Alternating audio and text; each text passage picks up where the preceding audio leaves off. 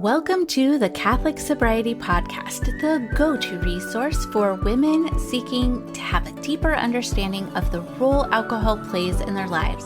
Women who are looking to drink less or not at all for any reason. I am your host, Christy Walker. I'm a wife, mom, and a joy-filled Catholic, and I am the Catholic Sobriety Coach, and I am so glad you're here. You know what's coming, that time of year when it's dark by dinner, your energy dips before you even start cooking, and everything in you says, I just need something to take the edge off. Yep, the clocks are changing again for most of us. The light fades, the days shorten, and that 5 p.m. hour suddenly feels a little bit heavier. If you've ever stood in your kitchen thinking, I just want a glass of wine to make this feel easier, or I deserve something after the day I've had, you are not alone. There's something about that early darkness that pokes at all of our weak spots. You've been on all day, making decisions, meeting needs, holding everything together, and your brain is like, okay, we've earned our reward now, right? And then boom, the craving shows up. But here's the truth. Just because the world gets darker earlier doesn't mean your spirit or your rhythm have to. So in today's episode, we are talking about how to prepare for the time change before it catches you off guard, especially if evenings have been your danger zone for overdrinking, emotional eating, or numbing out. Plus, the winters are just dark for everyone, even if you don't experience a time change.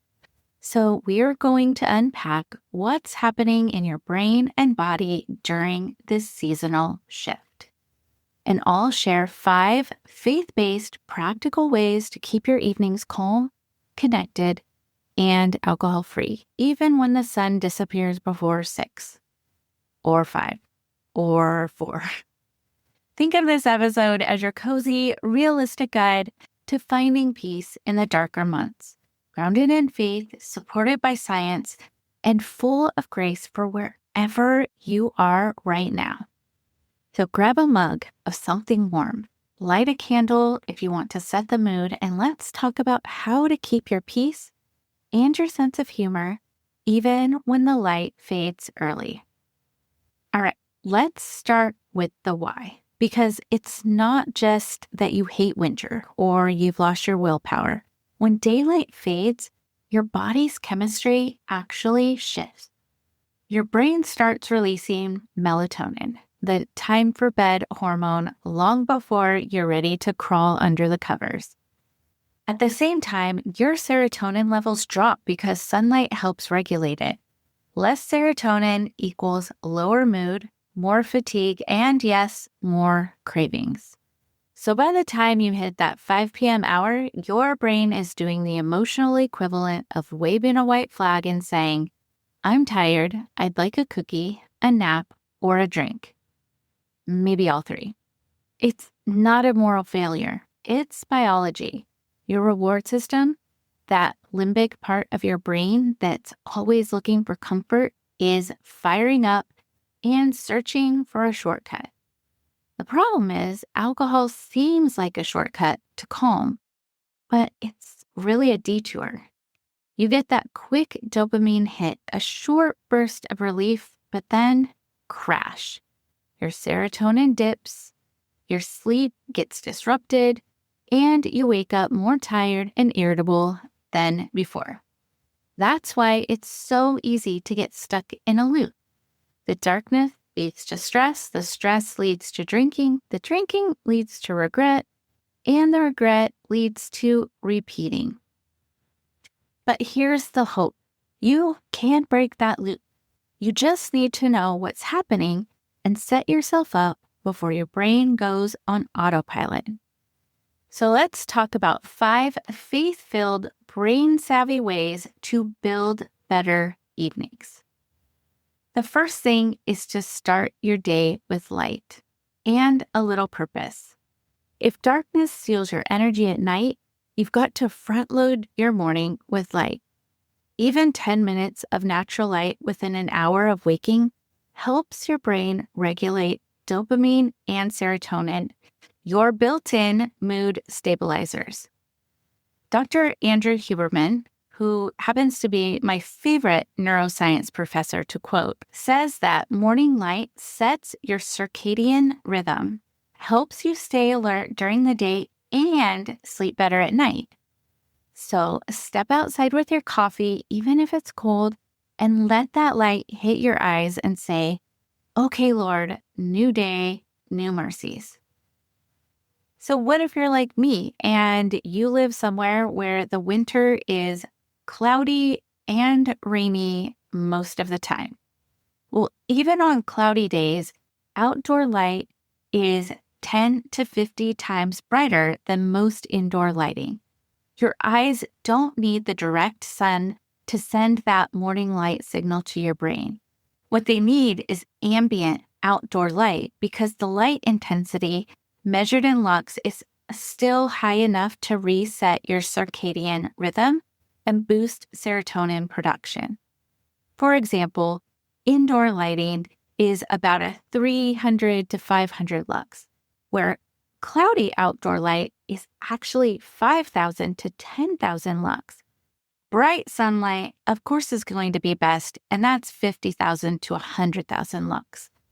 But even if it's raining or completely overcast, just stepping outside for 5 to 10 minutes in the morning helps your brain register, "Oh, we're awake now." You don't have to stare at the sky or get sunburned. Just get outdoors where the light is brighter than it is inside. The second way to build better evenings is to redefine what unwind means. Let's be honest, unwind is often code for "I need to escape, I need to numb."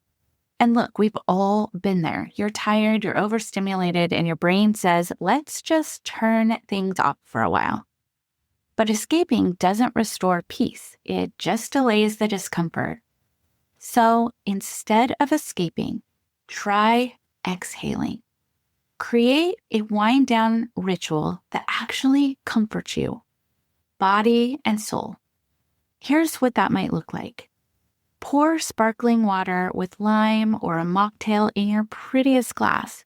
Seriously, the glassware was never the problem. Light a candle that smells like calm instead of chaos.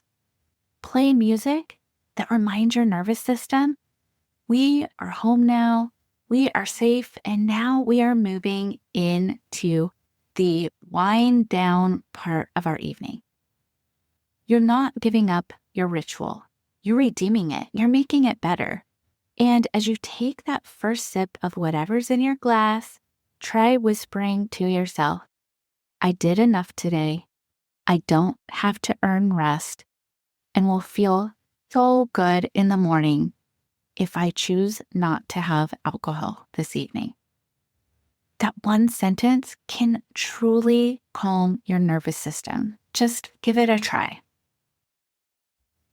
Now, the third way is to move a little, even when you don't feel like it. So here's something funny. Your body can't tell the difference between "I'm tired" and "I'm sedentary." When it's dark and cold, it's so tempting to go straight into pajama mode. I'm guilty of this. I love to cozy up in my joggers and a big sweatshirt. But gentle movement is going to change everything. It tells your body we're not shutting down, we're shifting gears. You don't need a fancy workout or to burn off your dinner.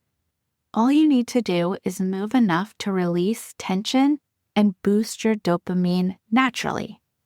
So that can be a lot of different things, but what that might mean for you is a 10-minute walk after dinner. It's a bonus if you pray as you go, or maybe you call a friend. You can stretch in the kitchen while your pasta is boiling. You can dance to worship music while folding laundry. And yes, I've personally done the dance to Forrest Frank's song, Your Way is Better. If you haven't seen it, look it up because every time you hear the song, you will want to do those little dance moves too. It's a great way to release tension and just kind of reset those neurotransmitters. And it's so fun too. If you can laugh, you can move. And if you can move, you can totally shift your mood. Now, the fourth thing is to anchor your evenings in something sacred, something that you are going to look forward to, something that fills your cup. Now, this one's my favorite. Evenings don't feel empty because you're missing wine. They feel empty because you're missing meaning. After a long day, your heart doesn't need more noise or numbing. What it actually needs is connection. So make space for something sacred. Light a candle and read a short scripture verse. Write down 3 things you're grateful for. You can pray a decade of the rosary or a full rosary. You can send a quick check-in to your accountability partner or text a praying emoji in your group chat. The goal is not perfection, it's presence. When you fill that 5 to 7 p.m. window with truth and purpose, your craving loses its grip. And bonus, your brain starts associating that time with peace, not pressure. You're literally renewing your brain. It's Romans 12:2 in action. And then the fifth thing, the last thing, is to embrace the slower season intentionally, not begrudgingly. This season is not about punishment. It's permission. You don't have to fill every quiet evening or fight the early dark. You can let it slow you down. The world rushes and God restores. You might find that this is the season to go to bed earlier.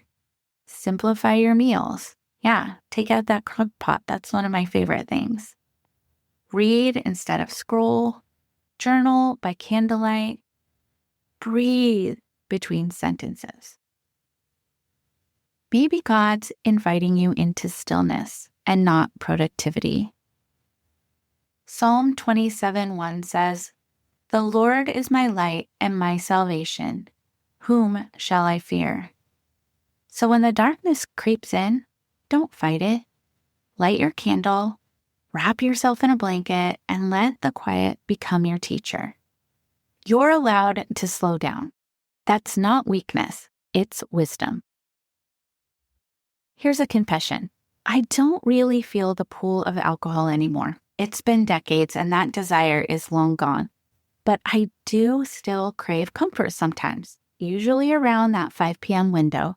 It might look like snacking when I'm not hungry or mindlessly scrolling just for a minute. Why? Because my brain's looking for a little dopamine, that feel-good chemical that dips when the day winds down.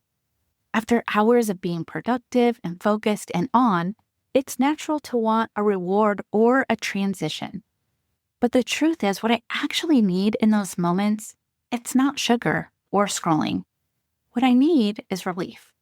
It's a pause, a breath, something that tells my nervous system, you're done for the day, you can rest. So now when that urge hits, I take it as a signal, not a problem. It's just my body asking for care, and my mind is asking for calm.